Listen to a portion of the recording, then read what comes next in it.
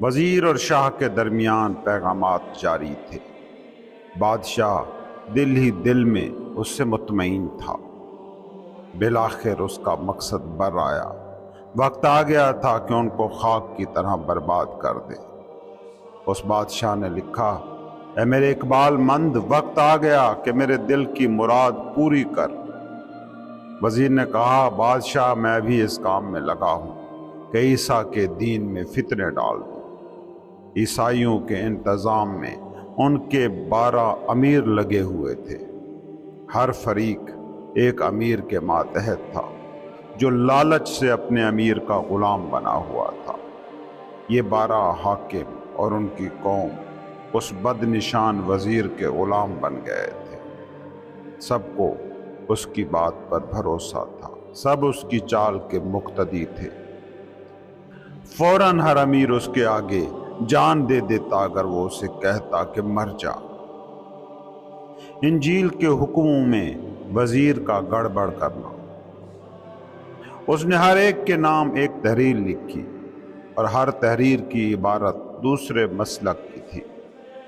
ہر ایک کے احکام دوسری نوعیت کے تھے۔ یہ اول سے آخر ان کے مسلک کے خلاف تھے۔ ایک میں ریاضت اور بھوکا رہنے کو توبہ اور رجوع اللہ کی شرط بتایا گیا۔ ایک میں لکھا گیا ریاضت کا کوئی فائدہ نہیں اور اس رستے میں سخاوت کے علاوہ کوئی رستہ نہیں۔ ایک میں کہا کہ تیری فاقہ کشی اور تیری سخاوت تیرے اور تیرے معبود کے درمیان شرک ہے۔ توکل و رضا کے علاوہ غم اور راحت میں سب چالاکی اور جال ہے۔ ایک میں کہا کہ خدمت واجب ہے ورنہ توکل کا خیال بھی تہمت ہے۔ ایک میں کہا کہ اوامر و نواہی کرنے کے کام نہیں، ہماری عاجزی کی شرح ہیں تاکہ ہم ان میں سے عجز دیکھ لیں، اس وقت خدا کی قدرت کو پہچانیں۔ ایک میں کہا گیا کہ اپنے عجز کو نہ دیکھ، خبردار وہ عجز احسان فراموشی ہے۔ اپنی قدرت کو دیکھ، یہ قدرت اسی کی دی ہوئی ہے۔ اپنی قدرت کو اس کی نعمت سمجھ کہ وہی وہ ہے۔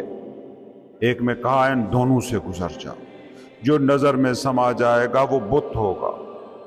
ایک میں کہا عقل کی اس شمع کو نہ بجھا، اس لیے کہ غور و فکر شمع محفل ہے۔ خیال و غور و فکر کو تو جب چھوڑ دے گا تو گویا تو نے وصال کی شمع کو نیم شب میں بجھا دیا۔ ایک میں کہا بجھا دے پرواہ نہ کر تاکہ ایک کے بدلے میں کئی لاکھ پائے، اس لیے کہ شمع کے بجھانے سے روح بڑھے گی۔ تیرے صبر کی وجہ سے تیری لیلا مجنوں کی طرح ہو جائے گی۔ جس نے زہد کی وجہ سے دنیا کو چھوڑ دیا، اس کے سامنے دنیا پہلے سے زیادہ آتی ہے۔ ایک میں کہا جو کچھ تجھے حق نے بخشا ہے وہ آفرینش کے وقت اللہ نے تیرے لیے شیریں کر دیا، تیرے لیے آسان اور خوشگوار کر دیا ہے، اس کو لے لے، اپنے آپ کو پیچش میں مبتلا مت کر۔ ایک میں کہا اپنی ملکیت سے دستکش ہو جا، اس لیے کہ تجھے جو عزیز ہے وہ مردود و بد ہے۔ مختلف راستے آسان ہو گئے ہیں، ہر ایک کے لیے ایک مذہب جان کی طرح بن گیا ہے۔ اگر اللہ کا آسان کر دینا ہی کوئی راستہ ہوتا، ہر یہودی اور آتش پرست اس سے آگاہ ہوتا۔ ایک میں کہا آسان چیز وہ ہوتی ہے جو دل کی زندگی اور جان کی غذا ہو، جو چیز بمطابق ذوق ہو، گزر جانے پر شور زمین کی طرح فصل اور پیداوار نہیں دیتی، اس کی پیداوار پشیمانی کے سوا اور کچھ نہیں ہوتی، اور اس کی تجارت خسارے کے سوا کچھ نہیں دیتی۔ انجام کار وہ آسان نہیں ہوتی اور آخر میں اس کا نام دشوار ہوتا ہے۔ تو دشوار و آسان کے درمیان فرق کو سمجھ، دونوں کے حسین نتیجوں پر غور کر۔ ایک میں کہا کسی استاد کی مرشد کی طلب کر، محض حسب نسب سے حکمت نہیں ملتی۔ بے مرشد جس قوم نے انجام کو معلوم کر لیا، لا محالہ وہ لغزش میں مبتلا ہوئی۔ آخرت کو سمجھنا اپنے ہاتھ کا کام نہیں، ورنہ مذہبوں میں اختلاف نہ ہوتا۔ ایک میں کہا استاد بھی تو ہی ہے، اس لیے کہ استاد کو پہچاننے والا جو تو ہے۔ مرد بن اور لوگوں کا بیگاری نہ بن، جا خود اپنی فکر کر اور سرگردان نہ ہو۔ ایک میں کہا یہ سب ایک ہے، جو دو سمجھے وہ بھینگا اور ٹیڑھا ہے۔ ایک میں کہا یہ 100 ایک کیسے ہو سکتے ہیں، جو یہ سوچے وہ مجنوں ہی ہے۔ ہر ایک قول دوسرے کی ضد ہے، بتا زہر اور شکر ایک کیسے ہو سکتے ہیں۔ جب تک تو زہر اور شکر سے نہ گزرے گا، وحدت کے گلزار کی خوشبو نہ سونگھ سکے گا۔ یہ اس طرز و اسلوب کی 12 کتابیں ہیں۔ دین عیسیٰ کے اس دشمن نے انہیں اس طرح لکھا۔ یہ تھے آج کی ایپیسوڈ میں شامل اشعار۔ آئیے سنتے ہیں اب ان اشعار کی تشریح۔ مکار وزیر اور ظالم بادشاہ کے درمیان پیغامات کا سلسلہ جاری تھا، اور ظالم بادشاہ دل میں مکار وزیر کی کارگزاری پر خوش تھا۔ اللہ ماشاء اللہ استثنیات کے ساتھ بادشاہوں اور حکمرانوں کا وتیرہ یہی رہا ہے کہ وہ ایسے لوگوں کو اہم عہدوں پر تعینات کرتے ہیں کہ جو ان کے منصوبوں، ان کی سازشوں کی تکمیل میں اتنے مخلص ہوں کہ انہیں اپنی دین و دنیا اور عاقبت کی بھی پرواہ نہ ہو۔ وزیر کے بادشاہ کے نام جو پیغامات تھے، اس سے بادشاہ کو یقین ہو گیا کہ اب ان عیسائیوں کو مٹانا آسان ہوگا۔ اس لیے اس نے پیغام بھیجا، وقت آ گیا ہے کہ میرے دل کی مراد اب پوری کرو۔ بادشاہوں کے دل کی مرادیں ایسے ہی ہمیشہ دوسروں کی شکستوں، دوسروں کو مٹانے سے جڑی ہوتی ہیں۔ ان کے دل کا سکون کنہی کی زندگی کے خاتمے سے جڑا ہوتا ہے۔ وزیر نے جواب میں پیغام بھجوایا، میں آپ ہی کے کام میں لگا ہوں اور مجھے یقین ہے کہ میں عیسیٰ کے دین میں فتنہ پیدا کر دوں گا۔ تاریخ سے دلچسپی رکھنے والے لوگ جانتے ہیں کہ جتنی بھی مقدس مذہبی شخصیات آئی ہیں، ان کے نام پر فتنے اور قتل و غارت کے پیچھے ہمیشہ بادشاہوں اور ان کے مکار وزیروں کی ریشہ دوانیاں ملیں گی۔ یہ بادشاہوں اور حکومتوں کی سازشیں تھیں جنہوں نے مذہب کو آج وہاں پہنچا دیا ہے کہ مذہبی ہونا تانا بن گیا ہے۔ حالانکہ مذاہب کے بانیان کی شخصیتوں کا غیر جانبدارانہ جائزہ لیا جائے تو وہ ایسے لوگ تھے کہ جو انسانیت کی فلاح کے لیے سوچا کرتے تھے، ایسے لوگ کہ جو عصبیتوں کے خاتمے کے لیے آئے تھے۔ یہ یہودی بادشاہ جو عیسائیوں کے خلاف یہ ساری سازشیں رچ رہا تھا، اگر موسیٰ کو سامنے رکھتا تو کیا ایسی حرکتیں کر پاتا؟ بالکل بھی نہیں۔ یہ اپنی طرف سے یہودیت کی خدمت کر رہا تھا، مگر اصل میں وہ اپنے دین کی بنیاد ہی کھوکھلی کر رہا تھا۔ وہ سارے بادشاہ، اہل حکم، اہل دربار جو اپنے اپنے مذاہب کو تلوار اور طاقت کے بل پر پھیلانے کے خواہاں اور کوشاں رہے ہیں، تاریخ ان کے بارے میں ہمیں یہی بتاتی ہے کہ انہوں نے اپنے دین کو بدنام اور کمزور کیا۔ خیر، قصے میں آگے مولانا رومی فرماتے ہیں کہ عیسائیوں کے 12 مرکزی قبیلے تھے اور ہر قبیلے کا الگ سے ایک امیر تھا۔ ان قبیلوں اور ان سے جڑے لوگوں کی نفسیات کی طرف اشارہ کرتے ہوئے مولانا فرماتے ہیں کہ وہ اپنے ہی تعصبات اور لالچوں کی وجہ سے اپنے قبیلوں سے جڑے تھے۔ یہ جو فرقے بنتے ہیں، گروہ بنتے ہیں، ان کے پیچھے اپنے ذاتی اغراض و مقاصد ضرور ہوتے ہیں، اور لالچ اور تعصب اور دوسروں سے حسد ایسی بلا ہے کہ یہ عقل سلیم انسان سے چھین لیتی ہے۔ وہ لوگ بھی باہم ایک دوسرے کے غلبے سے تو ڈرتے تھے، مگر بالاتفاق اس مکار وزیر کے غلام بن گئے تھے۔ تم لوگ بھی اپنے اپنے معاشروں میں غور سے دیکھنا، یہ فرقے ایک دوسرے کے خلاف بہت چیختے بولتے، ایک دوسرے کو غلط کہتے نظر آئیں گے، مگر ان کے پیچھے جو اصل لڑانے والی طاقتیں ہوتی ہیں ان کے یہ غلام رہتے ہیں۔ آپ لمحے بھر کے لیے پاکستان ہی کی مثال کو دیکھ لیں۔ یہاں جو بڑے فرقے ہیں جو صدیوں سے ایک دوسرے کو کافر، مشرک، بدعتی اور پتہ نہیں کیا کیا کہتے آ رہے ہیں، انہیں استعمال کرنے والی طاقتوں کے یہ سارے غلام ہیں۔ کہیں سے اشارہ آتا ہے تو ایک فرقہ دھرنا لے کر اسلام آباد پہنچ جاتا ہے، کہیں سے اشارہ آتا ہے تو کوئی دوسرا فرقہ سڑکیں بلاک کر لیتا ہے۔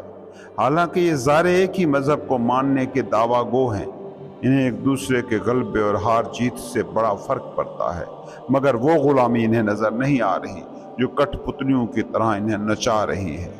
یہ گروہی نفسیات ہوتی ہے जो अक्ल सलीम को खा जाती है। आगे मौलाना रूमी लिखते हैं कि वो सारे के सारे 12 कबीले वजीर के अंधे मुतक़िद हो गए। हर कबीले के अमीर की हालत ये थी कि वजीर कहता कि जान दे दो तो वो दे देता। इसके बाद किस्से में एक नया चैप्टर शुरू होता है जिसका उन्वान है इंजील के हुक्मों में वजीर का गड़बड़ करना। ये हुक्मरान अशराफिया की बहुत पुरानी तर्ज रही है कि वो लोगों के मजहबी जज्बात को इश्तियाल दिलाने के लिए मजहब को इस्तेमाल करते आए हैं। इसके लिए उन्हें हर दौर में मौलवी, पंडित, पुरोहित मुयस्सर आते रहे हैं। यहाँ ये काम मक्कार वजीर से लिया जा रहा है कि जिसने मजहबी मुसलह का भेस ओढ़ रखा है। मक्कार वजीर ने ईसाइयों के खात्मे की सबसे सहल और आसान तरकीब निकाली कि आपस में लड़ मर कर ही फना हो जाएं। 12 कबीलों के 12 अमीरों को उसने ख़त लिखे और 12 के 12 ख़तों में हकीकी दीन मुख्तलिफ चीज़ों को बताया। एक में लिखा कि रियाजत करो, मुजाहिदे करो, भूखे रहो, तौबा करो, अल्लाह की तरफ रजू करो। दूसरे में लिखा तर्क दुनिया, रियाजत किसी काम की नहीं, हक तक पहुँचने की राह तो है सखावत। एक में लिखा फाका कशी और सखावत तो शिरक है, असल चीज़ तो तौबा और रज़ाए रब्बानी है। दूसरे खत में लिखा खिदमत कर कि खिदमत के बिना तवक्कुल भी तोहमत और बिद्दत है। एक में कहा अवामिर और नवाही को छोड़, नेकी बदी तर्क कर, आजिज़ी को इख्तियार कर कि इज्ज़ खुदा के करीब करता है।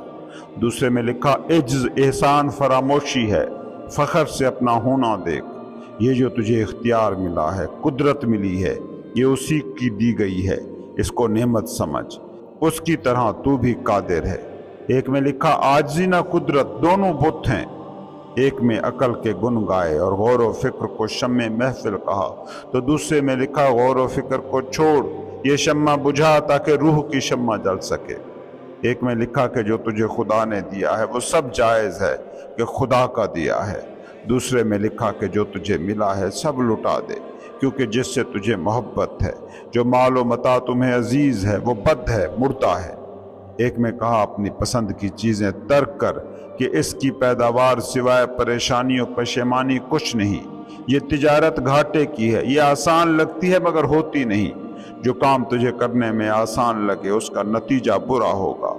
दुश्वार और आसान से नहीं, चीज़ों को नतीजों से परख। एक में कहा मुर्शिद को ढूंढ कि महज हसब नसब से हिकमत नहीं मिलती। जो कौम बिना रहनुमा है वो गुमराह है, हकीकत बिना मुर्शिद समझ नहीं आती। दूसरे में लिखा मुर्शिद क्या होता है, इससे बड़ा तो वो है जिसने मुर्शिद को मुर्शिद बनाया, यानी तू खुद मर्द बन, दूसरों की गुलामी न कर। एक में लिखा मुर्शिद या बिना मुर्शिद, इससे कोई फर्क नहीं पड़ता। जो इनमें फर्क देखता है वो टेढ़पन का शिकार है, भेंगा है। इसकी बातों में हर बात एक दूसरे की जिद थी। उसने जहर और शक्कर एक जगह जमा कर दिया था ताकि ईसाई उसके दिए गए जहर को शीरी समझकर कबूल कर सके। अगले शेर में मौलाना रूमी कहते हैं कि जब तक कोई शख्स जहर और शक्कर के इस फ़र्क से मावरा ना होगा वो वहदत के बाग की खुशबू तक भी नहीं पहुंच सकेगा। ये वाक़या इंतहाई शानदार पैगाम है। गौर से देखें, अना और हस्ती का फ़र्क इस वाक़े में समझने को तुम्हें मिलेगा। वज़ीर के अहकामात अना के अहकामात हैं। अना के जो दो की दुनिया में काम करती है। अना नेकी को समझती है, किसी को बुराई करार देकर। ज़िद्दैन की दुनिया है माइंड की दुनिया। आप अगर गौर से देखें तो वज़ीर ने जितने भी ख़त लिखे हैं उनमें जो भी बातें की हैं उनमें से एक भी गलत नहीं है। सब में हिकमत भी है, उनके पीछे दलीलें भी मजबूत हैं। मगर फिर आखिर उनमें मसला क्या है? क्यों वज़ीर उन्हें ईसाइयों के बाहमी इख्तलाफ की वजह बनाना चाह रहा है? मसला है उनमें मौजूद डुअलिज़म। मुसलमान अपने फ़िरके देख लें, हिंदू अपने फ़िरके देख लें, ईसाई अपने फ़िरके देख लें, कोई भी तो बुरी बात कहता नज़र नहीं आता। मगर फिर इन अच्छी बातों का नतीजा फ़िरकों और मजहबों की आपसी लड़ाइयों की सूरत में कैसे निकलता है? दुनिया की तारीख मजहबी जंगों से भरी पड़ी है। अगर सब मजहब अमन के दाई हैं तो जंगें कैसे खल कर रहे हैं? अगर सभी फ़िरके अच्छी बातें कर रहे हैं तो आपस में लड़ क्यों रहे हैं? ये अना का खेल है। अना दलील का सारा ढांचा अपोजिट पर खड़ा करती है। وزیر اسی انا کا نمائندہ ہے کہ جو مقابلہ حسد لالچ کے انائی ڈھانچے کو استعمال کرتے ہوئے عیسائیوں کے مختلف فرقوں کو آپس میں لڑا رہا ہے۔ بات یہ نہیں کہ دوسرے فرقے غلط کہہ رہے ہیں، بات یہ ہے کہ میرا فرقہ جس نیکی کو افضل ترین نیکی کہہ رہا ہے وہ مانو ورنہ تم گمراہ ہو۔ کیا تمہارے ارد گرد موجود فرقے یہی نہیں کر رہے؟ غور سے دیکھو اپنے ارد گرد، شیعہ سنی وہابی کیا سب ایک خدا رسول کتاب کے ماننے والے نہیں؟ پھر لڑ کیوں رہے ہیں؟ ایک کہہ رہا ہے کہ پہلا خلیفہ یہ ہے، دوسرا کہتا ہے نہیں یہ ہے، ایک کہتا ہے کہ حضور نور ہے، دوسرا کہتا ہے بشر ہے، ایک کیا کہتا ہے ایک کیا۔ یہی ہے نا ساری فرقوں کی لڑائی۔ لا الہ پر، قرآن پر، نبی پر تو کسی کا کوئی جھگڑا نہیں۔